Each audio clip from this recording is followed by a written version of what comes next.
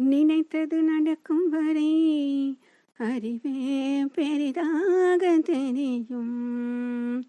நினைத்தது நடக்காத போது நம்பிக்கையே பெரிதாக தெரியும்.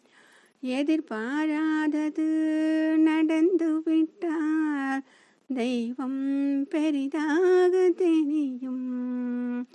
எதிர்பார்த்தது இடைப்பட்டால் ஞானம் பெரிதாக தெரியும். திறமைகள் இழந்து போகும்போது உள்வினை பெரிதாக தெரியும். பெரிதாக தெரிந்தது எல்லாமே சிறிதாகும் போது உன்னை உனக்கு தெரியும். உன்னை உனக்கு தெரியும் போது உன்னுள் இருக்கும் கடவுள் பெரிதாக தெரியும். உன்னுள் இருக்கும் கடவுள் பெரிதாக தெரியும்.